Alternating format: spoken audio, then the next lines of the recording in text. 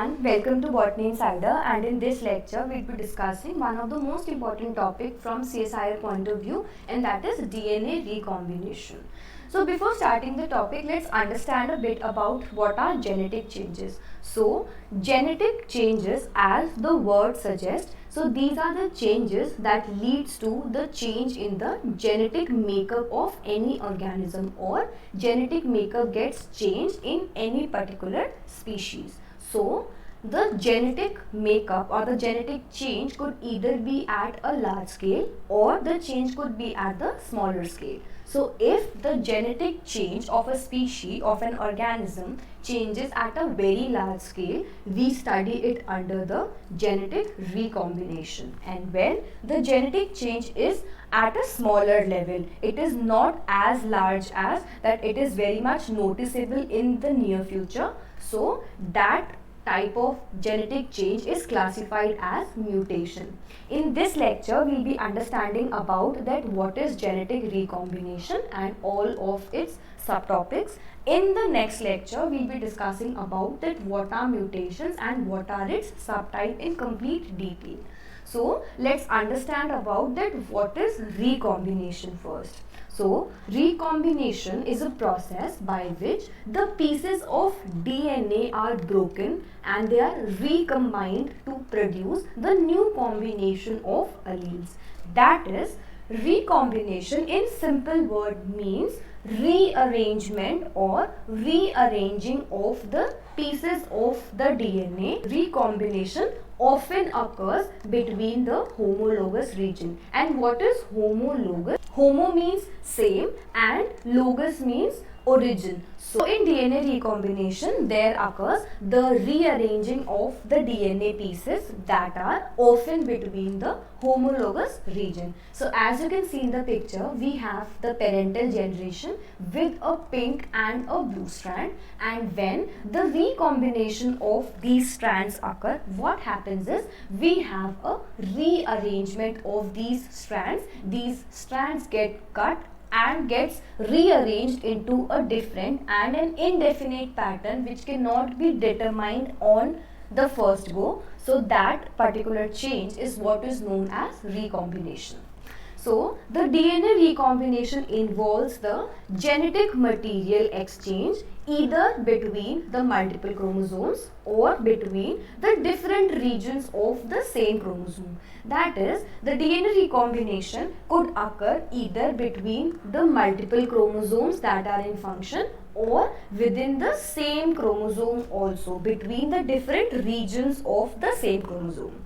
It is a process in which the specialized proteins interact with the DNA to create the molecules with altered base sequence content. In eukaryotic cells, which are cells with the nucleus and the organoids, the recombination typically occurs during the meiosis. Make sure you remember about this, that DNA recombination in case of the eukaryotic cell occur during the meiosis, and in meiosis also it occurs during the meiosis 1 phase. So what is meiosis 1? We will be understanding about it when we would be studying about the cell cycle in complete detail in the subsequent videos. Meiosis is a form of cell division that produces gametes, and the gametes could either be an egg or a sperm depending upon the sex of the organism. So during the first phase of the meiosis, the homologous pairs of the maternal and the parental chromosomes align. That is, in the case of meiosis, which is a type of cell division, and during the first phase of meiosis, what happens is the parental, that is the maternal and the paternal. Maternal are the chromosome from the mother side and the paternal ones are from the father side. So during the first phase of meiosis, what happens is that the homologous pairs of the maternal and the paternal chromosomes align together. During this alignment, the arms of the chromosomes can overlap and temporarily fuse, that cause a crossing over to form. So consider this is the maternal chromosome and this is the paternal chromosome. So initially what happens is that during the first meiosis or during the first phase of the meiosis, the homologous chromosome starts to pair with each other, and after the pairing there occurs a formation of a crossover. The arms of the various homologous pair of the chromosomes starts to overlap over each other and leads to the formation of the crossovers. And after the crossovers are complete, after the crossing over gets completed, what happens is there occurs translocation of the segments of the chromosome from first chromosome to the next one and the vice versa. As you can see that this is the maternal chromosome. Initially it was of this form, and now a segment of the paternal chromosome have been inserted because of the result of the crossing over that has happened, and this one is the paternal chromosome, and in this also there is some segment of the maternal chromosome inserted. So this is the simple depiction of how the crossing over occurs. So, as a result of the complete crossing over, the offspring can have different combinations of the genes than their parents. Depending upon the details of the reaction, the outcomes are either deletion, duplication, or simply a new order of the allelic variation. What does this mean? So, as there occurs crossing over between the arms of the different paternal and the maternal chromosome, so as a result of that there could occur addition of some genes, there could occur some deletions, or there could occur some new variations or some new combinations of the genes formed as a result. So this is the reason why there occurs complete variation in the parents and the offspring that is produced, because the offspring that is produced as a result of the two parents involved, what happens is that this offspring is a result or is a combination of both the parents, and this combination or this recombination occurs because of this crossing over event, and this crossing over is the source of the variation that is seen in the offspring. Meiosis is the cell division which leads to the production of the gametes, and these gametes later fuse in order to produce the offspring. So when the maternal and the paternal chromosomes starts to overlap with each other and there occurs crossing over, it leads to the formation of these variations.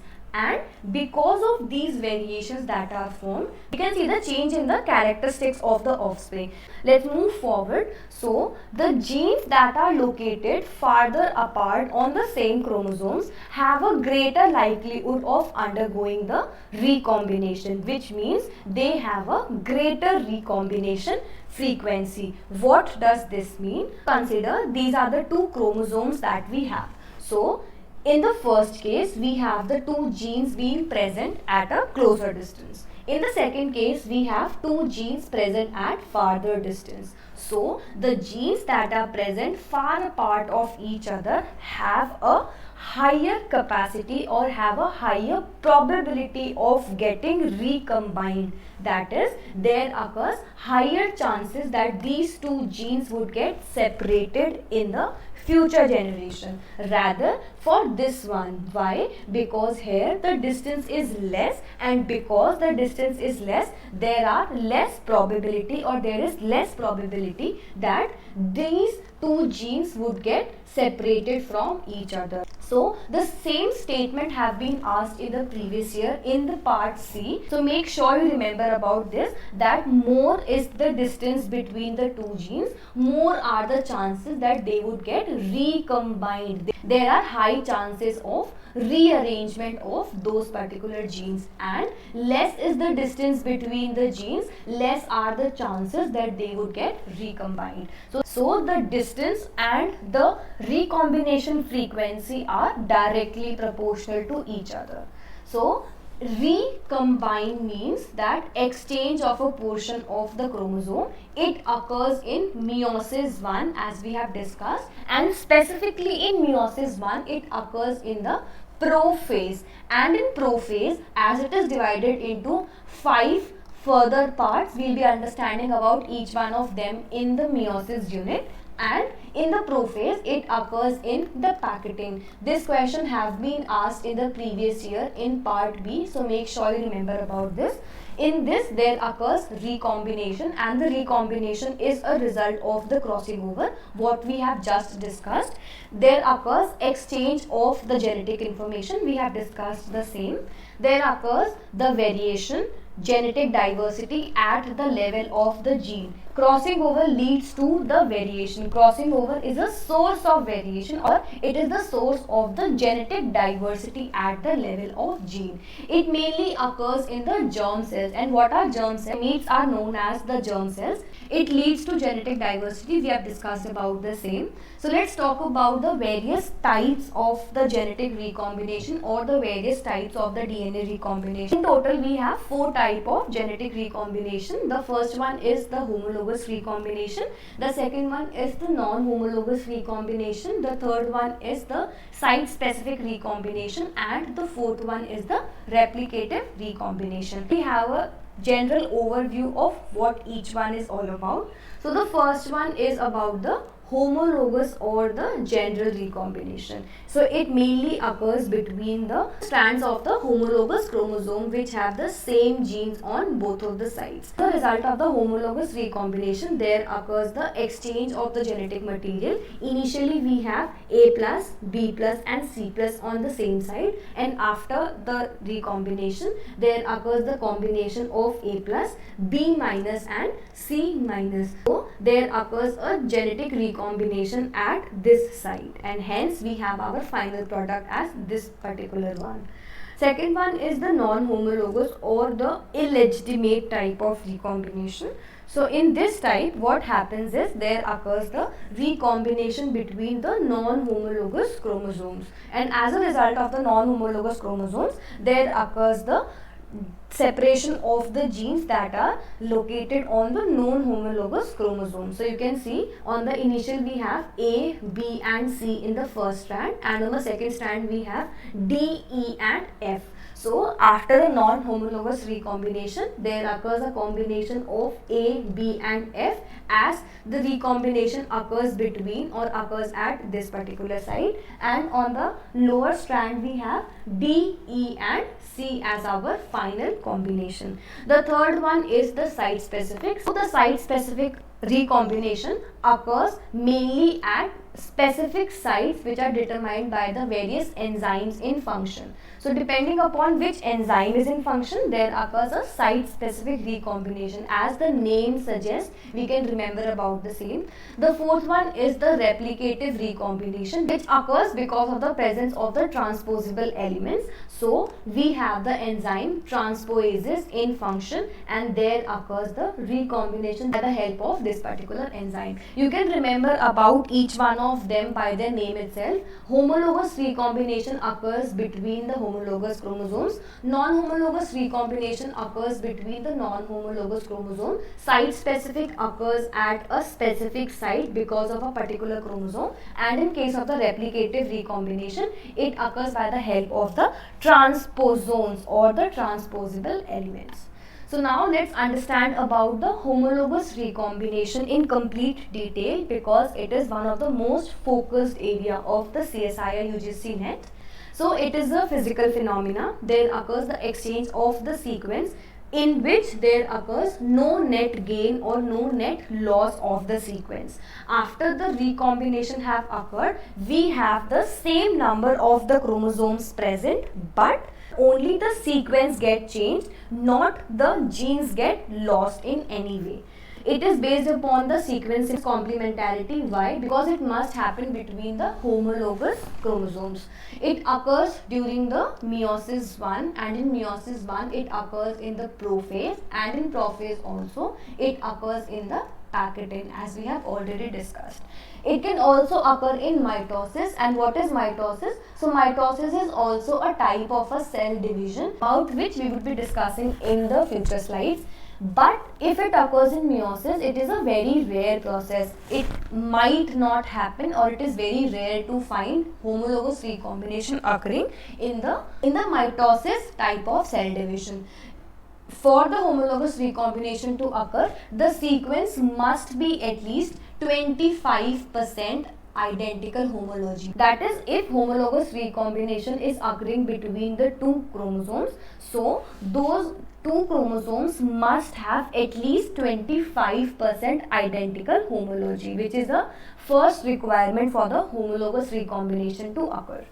So let's talk about the various steps of the homologous recombination. So we have mainly 5 steps. The first one is the strand pairing, then we have the strand breakage, the third one is the strand inversion, the fourth one is branch migration, and the final one is the resolution. In strand pairing, we have the alignment of the two homologous DNA molecules, and after the two homologous DNA molecules get paired with each other, there occurs introduction of the breaks in the DNA, and after the breakage there occurs the strand inversion, that is, there occurs the formation of initial short regions base pairing between the two recombining DNA molecules. After that there occurs the branch migration, that is the movement of the holiday junction, and finally there occurs resolution, that is the cleavage of the holiday junction. So you can see in the figure we have the paternal and the maternal chromosome.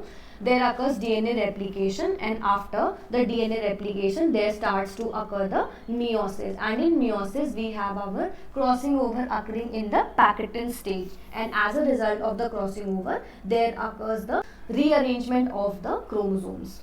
We have the paternal and the maternal as a result of the crossing over, resulting recombined chromosomes.